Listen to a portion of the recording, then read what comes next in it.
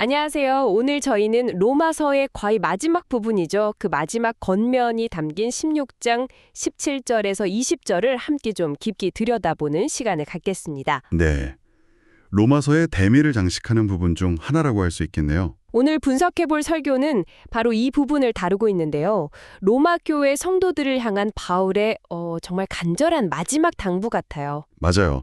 공동체 안에 분열을 일으키고 또 신앙의 길에서 넘어지게 하는 사람들, 그런 사람들을 경계하라는 거죠. 그리고 또 다른 중요한 권면이 선한 일에는 지혜롭고 악한 일에는 미련하라 이 메시지인데 참 생각할 거리를 많이 던져주는 것 같아요. 그렇죠. 아주 강력한 메시지입니다. 그래서 오늘 저희가 할 일은 이 설교가 제시하는 통찰들을 통해서 이 말씀들이 오늘날 당신의 신앙생활이나 또 공동체에 어떤 실제적인 의미가 있는지 그걸 함께 좀 파헤쳐 보는 겁니다. 네, 아주 의미 있는 작업이 될 것 같습니다. 자, 그럼 한번 본격적으로 시작해 볼까요? 네, 설교 시작부터 좀 인상적이었는데요.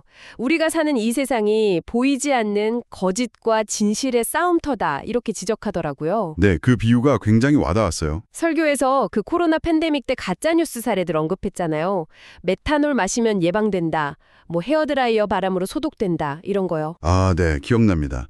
정말 황당했지만 실제로 사람들이 피해를 입고 사망까지 했죠. 그러니까요. 이처럼 거짓이라는 게 단순히 틀린 정보가 아니라 정말 치명적인 힘을 가질 수 있다는 걸 보여주는 거죠. 맞습니다. 설교는 이 거짓의 문제를 다루면서 그 뿌리를 찾아서 인류 역사의 시작, 창세기까지 거슬러 올라가죠. 아, 선악과 이야기군요. 네, 하와에게 결코 죽지 않는다, 심지어 먹으면 하나님처럼 된다고 속삭였던 존재, 바로 말하는 뱀이죠. 근데 설교에서 흥미로운 점은 이 뱀을 그냥 동물로 보는 게 아니라 거짓말하는 존재를 상징하는 어떤 원형, 모형으로 해석한다는 거였어요. 그렇죠. 히브리어로 뱀이 나하시인데 이게 단순히 뱀이라는 뜻 외에도 점치다, 속이다, 귓속말하다 이런 의미랑 연결된다는 점을 지적하죠. 아, 단어 자체에 그런 뉘앙스가 있군요. 네, 그러니까 창세기 3장의 뱀은 교활한 말로 진리를 비틀고 관계를 깨트리는 악의 첫 등장을 상징적으로 보여준다고 해석하는 거예요. 그러고 보니 예수님께서 바리새인들한테 독사의 자식들아라고 하신 것도 같은 맥락으로 이해할 수 있겠네요. 정확합니다.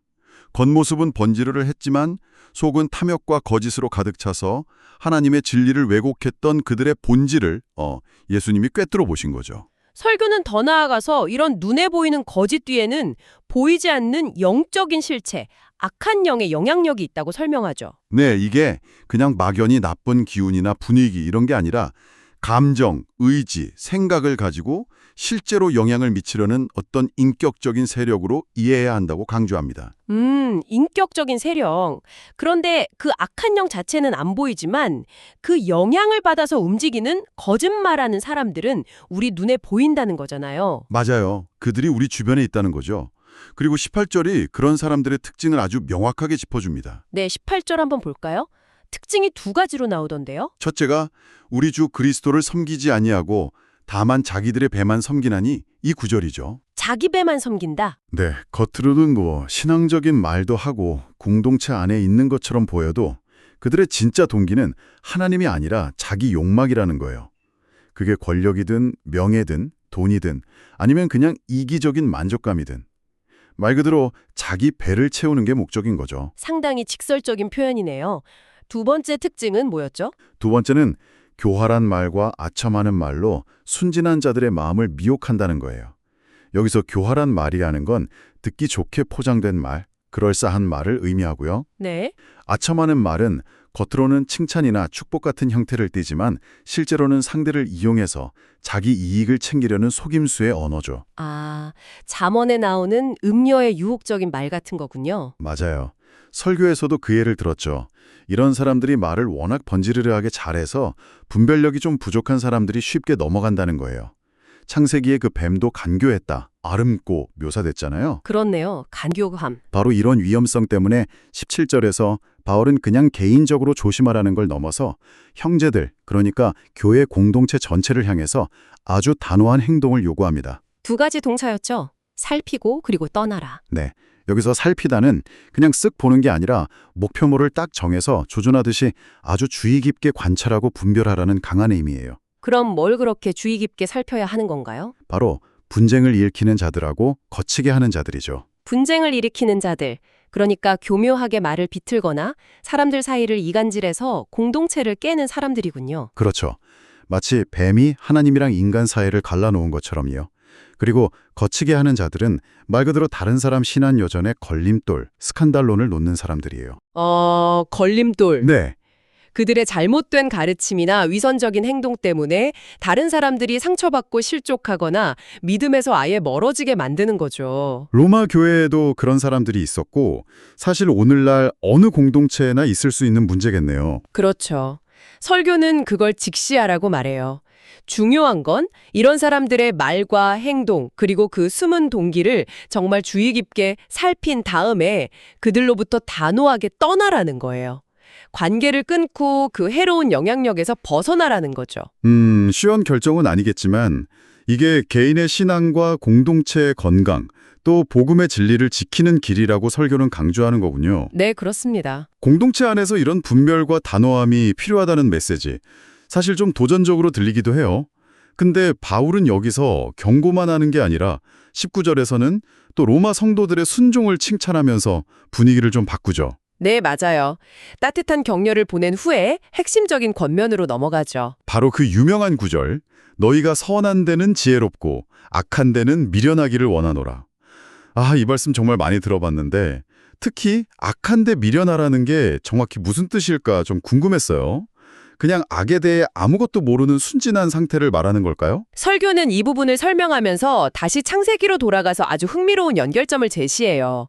창세기 2장에 보면 아담과 하와가 죄 짓기 전에 벌거벗었으나 부끄러워 아니하니라 이렇게 묘사되잖아요. 네.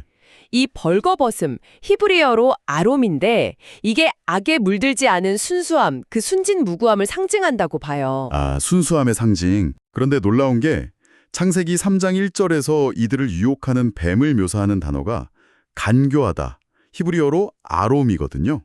이게 벌거벗은 아롬이랑 발음이 거의 똑같아요. 네, 아롬이랑 아롬. 정말 비슷하네요. 그렇죠. 설교는 이게 그냥 우연이 아니라 깊은 의미가 담긴 일종의 언어 유희로 봐요.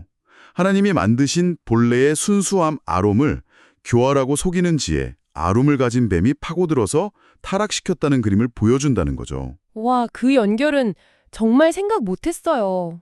그럼 악한 데 미련하라는 건 타락하기 전 에덴의 아롬 상태처럼 악의 방식이나 유혹에 대해서는 의도적으로 순결함을 지키라는 의미군요. 세상적인 아롬, 즉 자기 이익을 위해서 남을 속이고 이용하는 그런 간교한 지혜에는 물들지 말라는 거고요. 바로 그겁니다. 그리스도를 향한 순수하고 뭐랄까 희석되지 않은 헌신을 지키라는 거죠.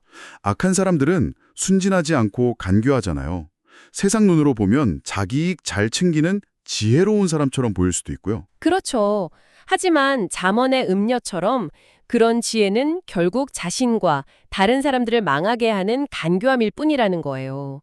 악한 일에는 차라리 미련한 게 낫다는 거죠. 설교에서 요셉이나 다윗의 예를 들었던 게 기억나네요. 억울한 누명을 쓴 요셉이나 원수 사울을 죽일 기회가 있었는데도 살려준 다윗?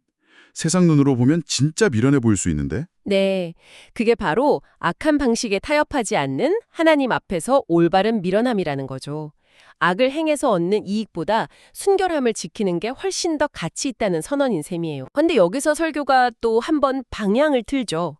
이 아롬, 그러니까 순수하고 순진하기만 해서는 또 안 된다는 거예요. 오히려 아롬이 긍정적인 의미의 아롬, 즉 지혜로움이 되어야 한다고 말하는데 이건 또 무슨 뜻일까요? 간교해지라는 건 아닐 텐데요. 맞아요. 여기서 말하는 아롬은 뱀의 부정적인 간교함과는 달라요. 예수님이 제자들을 세상에 보내시면서 하신 말씀 있잖아요. 뱀같이 지혜롭고 비둘기같이 순결하라. 바로 그 지혜를 의미하는 거죠. 뱀 같은 지혜, 비둘기 같은 순결함. 네, 비둘기 같은 순결함, 즉 악에 대한 미련함은 꼭 필요한데 그것만 가지고는 이 세상의 악과 거짓에 맞서기가 어렵다는 통찰이에요. 순진함이 분별력이랑 같이 가지 않으면 아까 말한 그 교활한 말과 아첨하는 말에 쉽게 넘어가서 오히려 악의 도구가 될 수도 있다는 거죠. 하긴 교회 안에 많은 문제가 사실 악한 소수의 사람들 때문에 시작되기도 하지만 분별력 없는 다수가 거기에 동조하거나 이용당해서 커지는 경우도 많다고 설교에서 짚어주었죠. 네, 정확해요. 그래서 균형이 중요하다는 거죠. 순결함은 지키되 세상을 분별하고 선을 이루기 위한 지혜가 필요하다. 그럼 이 뱀 같은 지혜는 구체적으로 어떤 모습으로 나타날 수 있을까요? 설교에서 든 예시들이 좀 인상 깊었어요. 네, 구약에 두 이야기가 나왔죠. 첫 번째가 히브리 산파들 이야기. 파라오가 히브리 남자 아기들을 다 죽이라고 명령했을 때 산파들이 하나님을 경외해서 그 명령을 어기잖아요. 네. 그리고 바로에게는 거짓말을 하죠. 그렇죠. 설교는 이걸 그냥 윤리적인 딜레마로만 보지 않고 악한 권력의 부당한 명령에 맞서서 생명을 보호하기 위해 발휘된 어떤 기지, 지혜, 즉 뱀 같은 지혜로 해석해요. 악을 행하려는 목적이 아니라 선, 즉 생명을 보호하기 위한 지혜였다는 거죠. 두 번째 예시는 라합이었죠. 네, 여리고성의 라합.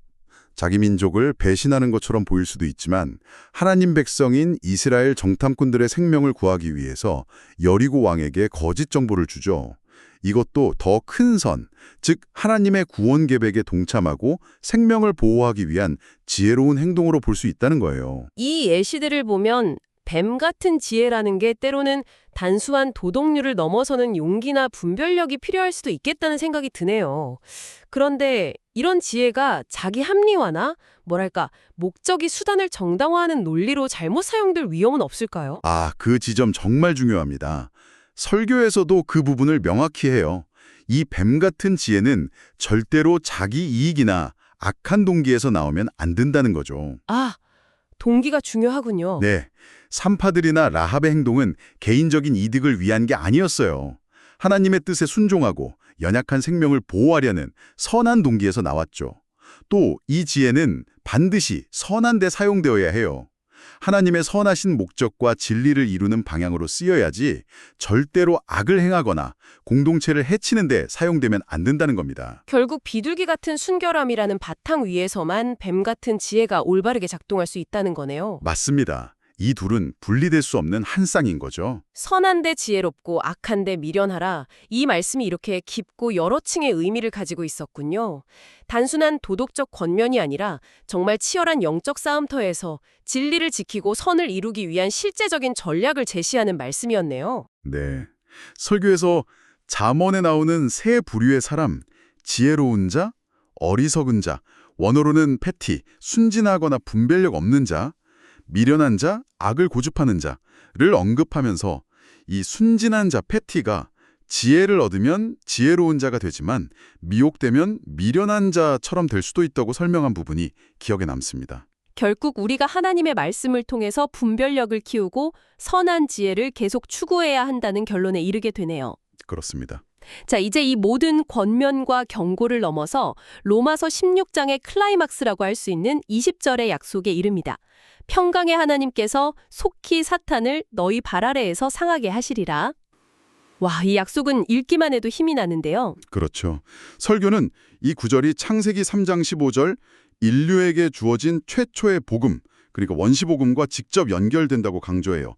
하나님께서 뱀에게 여자의 후손은 내 머리를 상하게 할 것이요 너는 그의 발꿈치를 상하게 할 것이니라고 선언하신 그 약속이요. 그 약속. 네, 바울은 바로 그 태초의 약속, 뱀으로 상징되는 사탄의 세력이 결국은 패배할 거라는 그 약속을 로마 교회 성도들에게 다시 한번 상기시키면서 승리를 확신시켜주고 있는 겁니다. 그런데 한 가지 궁금한 점이 생겨요. 이 약속은 이미 예수 그리스도를 통해서 성취된 것 아닌가요? 십자가랑 부활로 사탄의 권세는 이미 깨졌다고 저희가 믿는데 왜 바울은 로마 성도들에게 속히 사탄을 발 아래 상하게 하실 것이다 이렇게 미래형으로 말하고 있을까요? 이 시간적인 긴장감은 어떻게 이해해야 할까요? 좋은 질문이에요. 설교는 이 부분을 신학에서 말하는 이미 그러나 아직의 긴장 속에서 이해해야 한다고 설명합니다. 이미 그러나 아직? 네, 예수 그리스도의 십자가와 부활을 통해서 사탄의 결정적인 패배는 이미 선언되었어요. 그리스도께서 머리신 뱀의 머리를 결정적으로 치신 거죠. 하지만 그 완전한 승리가 온전히 실현되는 것은 그리스도께서 다시 오실 때까지 아직 완성되지 않았다는 거예요. 아하, 그러니까 그 사이의 기간 동안 교회가 이 싸움에 참여하는 거군요. 맞습니다. 교회는 그리스도께서 이루신 그 승리에 동참하면서 이 땅에서 사탄의 남아있는 세력과 싸워 나가는 역할을 감당하는 거죠. 그럼 우리가 앞에서 이야기 나눴던 것들, 그러니까 교회 공동체가 분열과 거짓 가르침을 경계하고 떠나고 또 선한데 지혜롭고 악한데 미련하게 살아가는 그 삶 자체가 이미 승리하신 그리스도와 함께 사탄의 세력을 발 아래 짓밟는 그 영적 싸움에 참여하는 거네요. 정확히 그렇습니다.